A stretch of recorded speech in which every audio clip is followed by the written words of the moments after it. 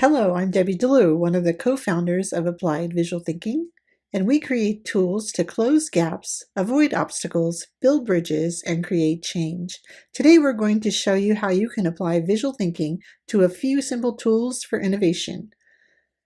This course builds upon the skills that you learned in Foundations. If it's been a while since you took that course, don't worry, we'll start off with a quick refresher. We'll tell you more about this course shortly, but first let me introduce you to my partner, Sherry Kennedy. Hello, I'm Sherry Kennedy. I'm the other co-founder of Applied Visual Thinking. I'm so happy you decided to join Jevi and me for this course. As an artist and an entrepreneur, innovation is really close to my heart. I love seeing ideas become tangible solutions, and I hope this course helps you picture innovation as something essential that you can have fun with, either on your own or with others. Because the course is recorded in bite-sized pieces, you'll be able to go at your own pace. You may choose to watch the whole course first and then go back and do the exercises, or follow along sequentially. Either way, we hope you'll post your work, your questions, and your successes. We are excited to be part of the next chapter of your story and look forward to hearing from you along the journey. At Applied Visual Thinking, we believe that learning to work visually is within everyone's reach. And those skills can and should be fast, easy, and fun. We also believe that learning to work visually is a vital 21st century skill, and that everyone at all levels must be ready, willing, and able to contribute to the conversation.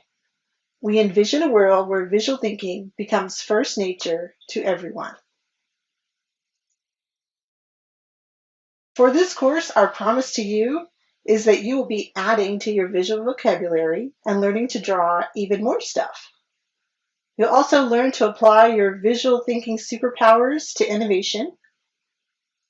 You'll gain hands-on experience in generating ideas using visuals.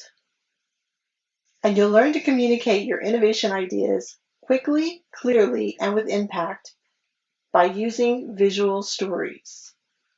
You'll be learning to apply your visual thinking as your next superpower. Before we get into the course, let's take a quick recap of what we learned in Foundations.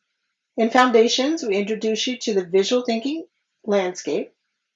We also introduced you to the 7 simple shapes of the visual alphabet, and we used those shapes to build our visual vocabulary, starting with icons based on one simple shape.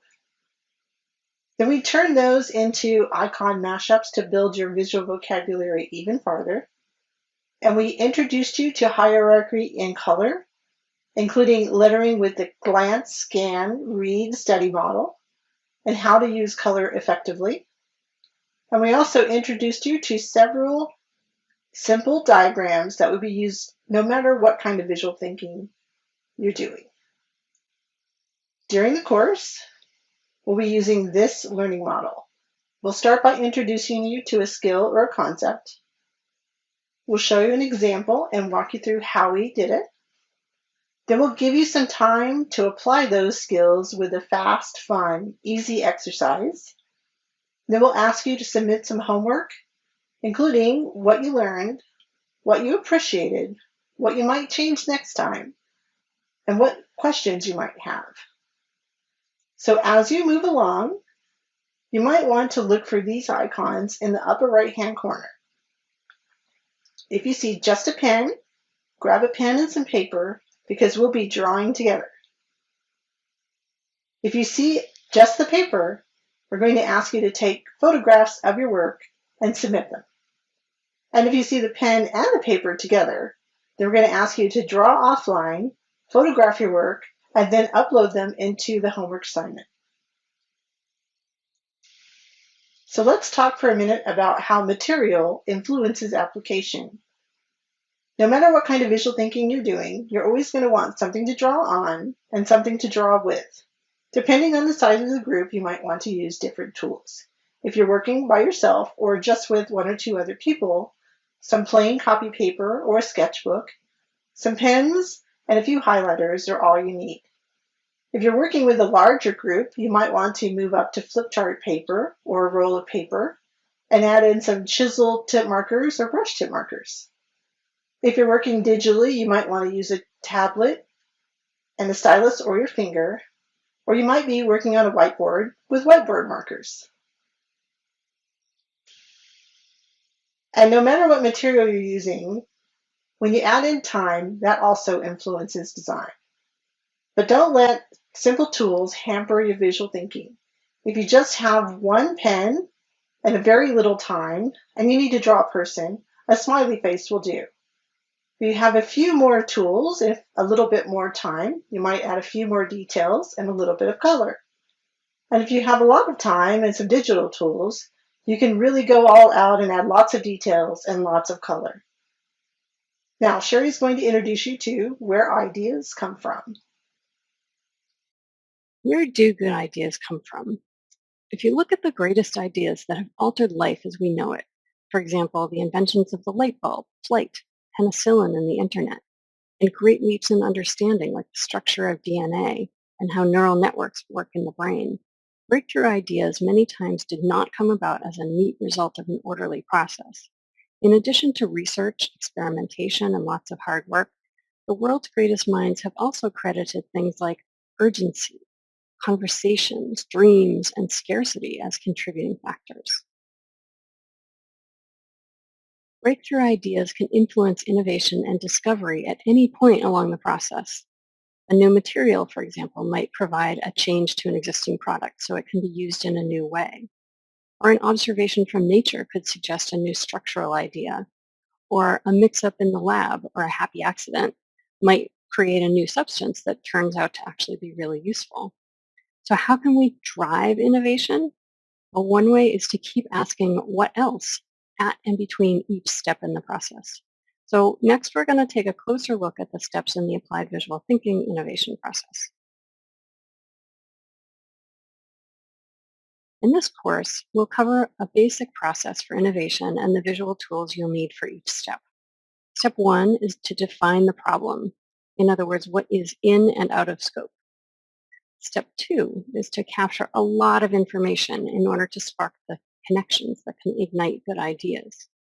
Step three, we're going to sort and organize your thinking up to this point and generate a first draft innovation concept in the form of an innovation hypothesis.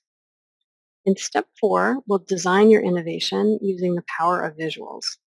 And in step five, you'll test the concept for impact, at least hypothetically, to see where you might need to seal the cracks. In the first part of the course, you're going to do a fun exercise to warm up your drawing and your creative thinking. And then in subsequent modules, we'll walk through the process and add more tools along the way.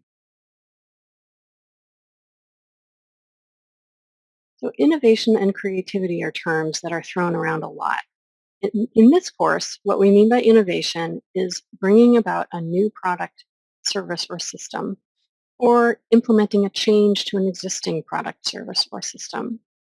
So notice the emphasis on the whole process end to end and the act of bringing ideas into being. Creativity is the prolific generation of ideas. Not every idea will turn out to be useful, so your creativity is going to be needed to generate a lot of ideas in order to end up with the best possible concept. And you'll hear about this a few times from us. Your creativity is going to be mostly called for in step two, but there will be moments within and between each step in the innovation process as well. So why do we need innovation now? Today's business climate is often described in terms of volatility, uncertainty, complexity, and ambiguity. At Applied Visual Thinking, we believe that learning and practicing the skills of visual thinking for innovation will help you weather whatever storms come your way. Your creativity is an essential path to innovation because nobody else sees the world quite the way you do.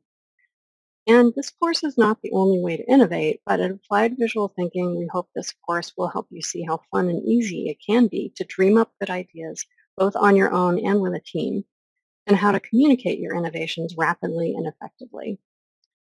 As Sid Parnes, past president of the Creative Education Foundation, said, of all the gifts we have as humans, the one that stands out giant-like above all the rest is our ability to be creative.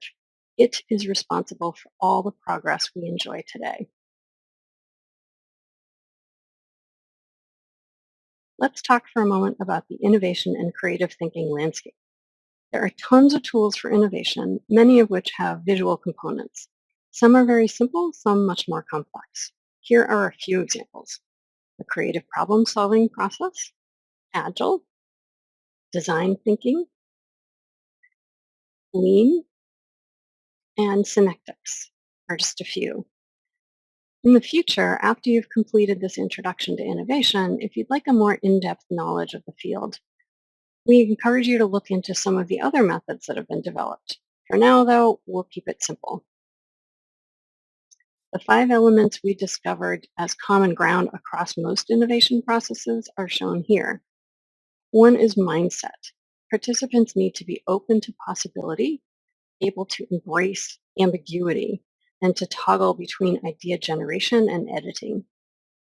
And secondly, a clear goal needs to be identified that's just beyond the reach of comprehension.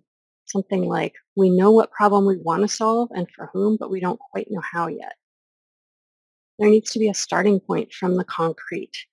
So the key characteristics, parameters, and criteria are identified at the beginning. There's also a defined process is a common thread, and that's needed to tap into a large, diverse set of connections and ideas, and then thoughtfully select the best ideas and revise them until they actually work. And most of all, good innovation solves a real problem for real people. So just as innovation processes can fall along a range from simple to complex, the visual maps that are generated can also reflect that continuum. All of these maps can be useful depending on your needs and your audience. Simple hand-drawn maps can be produced very quickly and on the fly with input from multiple people, whereas the more complex or polished a map, the longer it may take to produce.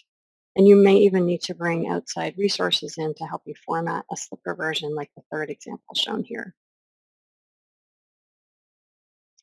During this course, we'll be aiming to produce innovation maps that fall somewhere in between the fast, less polished, and slower, more polished maps. Our hand-drawn maps are going to fall in the sweet spot.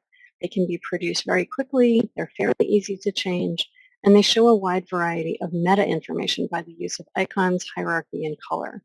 Your maps can serve as a great starting point for more polished versions later, or for capturing little mini concepts that might actually apply to future innovations as well. So thank you again for joining us on this innovation journey. We hope you enjoy the course, and we will see you in the next video.